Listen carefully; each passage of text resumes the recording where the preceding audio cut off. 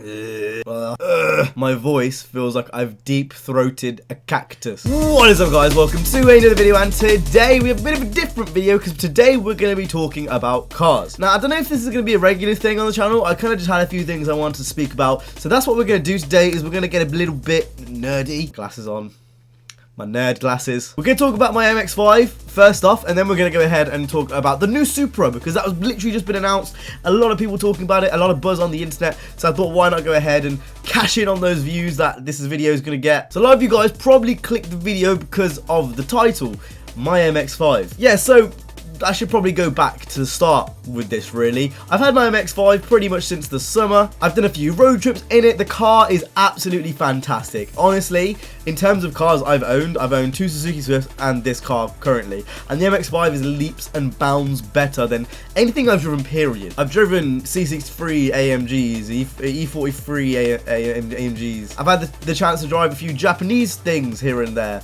And I've got to say, overall, like, maybe a few of the Jap cars are probably in there, some of the best, but my MX5 is definitely one of the best cars I've ever driven. I am still pretty new to the automotive world, so keep that in mind as I'm saying what I'm saying, but just the lack of assist and the feeling with the road is something which genuinely makes a big difference when you're driving. There's no power assisted steering, it's hydraulic, so you know, that gets a bit annoying sometimes. But when you're actually, you know, up to speed and you're going and you can feel every bump in the road, it's really weird going back to cars with power steering now that I've driven the MX5 for so long, just because of what I'm used to. But that is something generally I'm gonna have to adapt to anyway. The notchy shift, the MX5 is a fantastic car. The Mark III specifically is the one obviously I have, and I'd recommend it to anyone if they're looking for a two-seater rear-wheel drive cheap sports car that you can just absolutely just rag around and do skids in.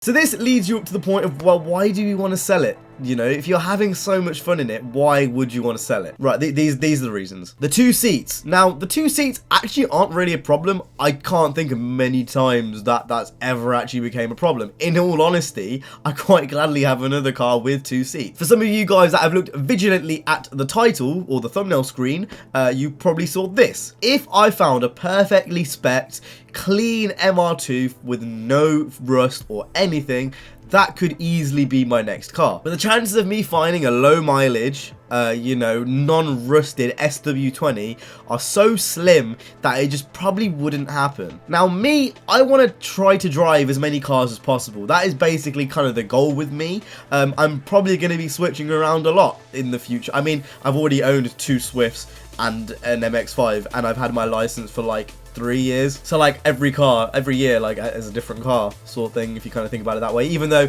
I crashed the first one, which I'm not sure if I mentioned before. But the point is, I want to try a bunch of cars, and now I've got the taste of what rear wheel drive sports cars feel like with the MX5. And not only that, but it's kind of a bit more of an analog car than most others that you could buy, or you know, most of the other competitors that I was thinking about getting about. So now I've had this feel for this non-analog rear wheel drive sports car, and I think I want to go ahead and try taste what the automotive wheel has on offer. Obviously, I've driven a normal hatchback. I've had the opportunity to drive a few other cars, you know, here and there, like I mentioned, like the AMGs, Porsche Cayman, and a few other things. And I think the next kind of step for me, really, in an ideal world, is hot hatches. I really want to try hot hatches next, and the Clio RS just seems like the one that's screaming to me the most. I put this on Twitter to try and get you guys involved, and I just asked you guys, what cars around 3 to 5k could I buy that, you know, are driver orientated and fun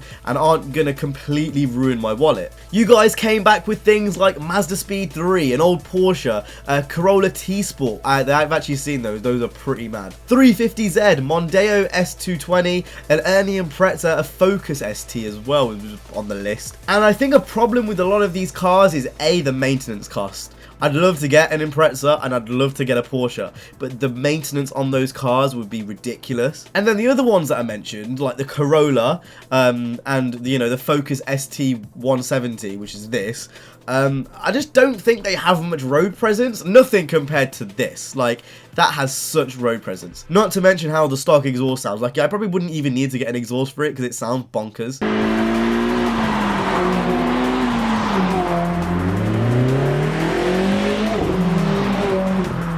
is it's striking that balance of what I'm able to afford as a broke student, but then also that kind of that element of presence, and you know, like the car, like I'm here. I've arrived. I don't know if that made any sense, but like that is kind of the balance I need to strike with my next car. My MX5 actually isn't awfully bad to insure. I think it's like 1,800 to insure a month, which in the UK isn't actually that bad.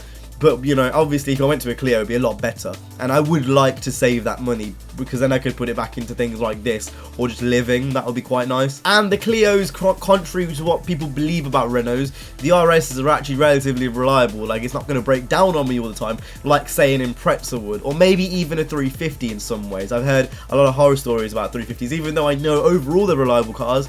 I've heard people have problems with them, because I actually looked at them last year. It's one of those things. I'm in a really interesting position. I'm leaning more towards this Clio than anything else, really, and I think it will be a proper fun car to drive, a proper go-kart. But with that being said, if I did find a classic and it was not rusted and it had, you know, lowish miles for the car, type of car it is, you know, if an R32 GTST just popped up and it was a 4K and it was perfect and it was from a guy who knows a guy and I'm quite good mates with them, maybe I would pick that up. But the chances of finding a nice one of those are just so slim.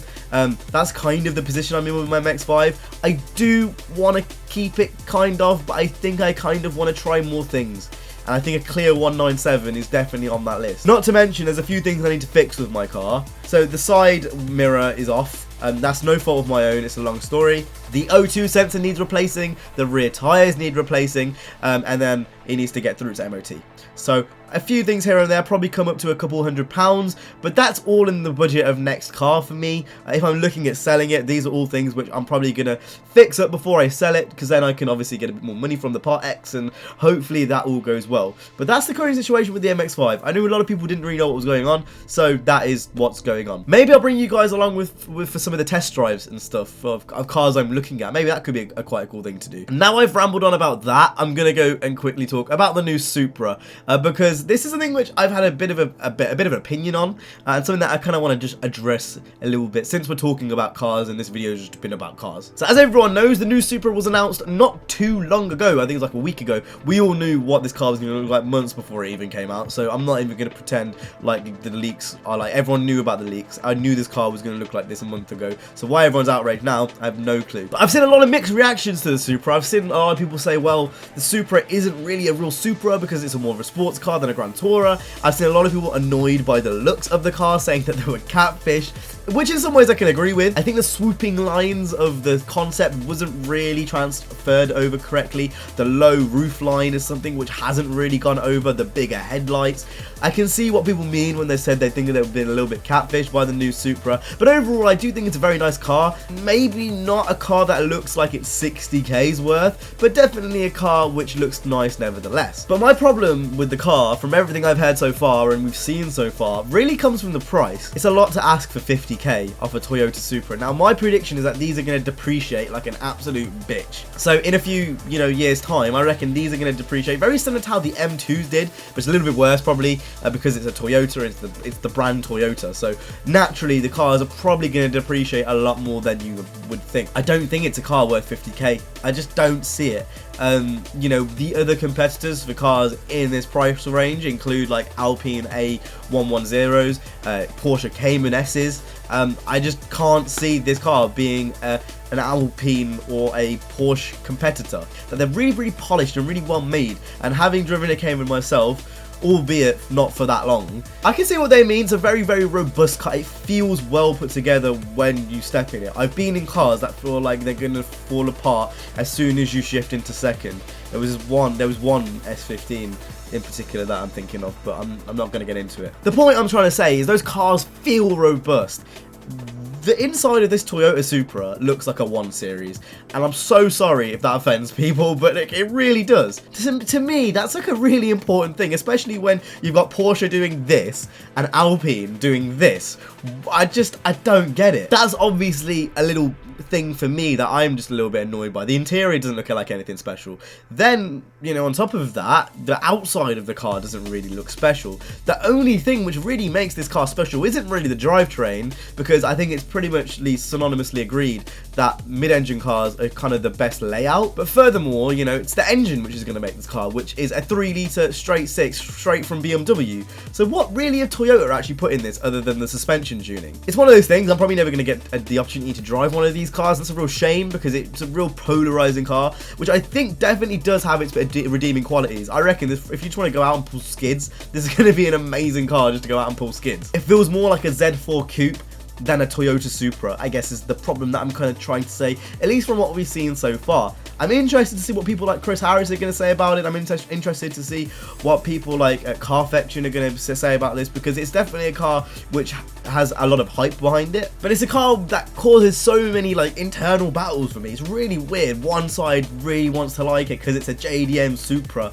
and then another side's like, no, it's just a Z4 with a roof. And I don't know, I'm really conflicted with this car. I don't really know what to feel from it. Other cars in this price range, obviously we've got the 718, we've got the Alpine A1110, we've got the F-Type, the new Z4, the TTRS, maybe the M2 competition if you can include that. I don't know, if you want to pull skids, get an M2, and then if you want a competent, you know, sports car, it will make a no-brainer to either go for the A1110 or the Cayman. That's how I see it. I don't know, it's just in this weird middle ground. I don't know what to think of the new Supra.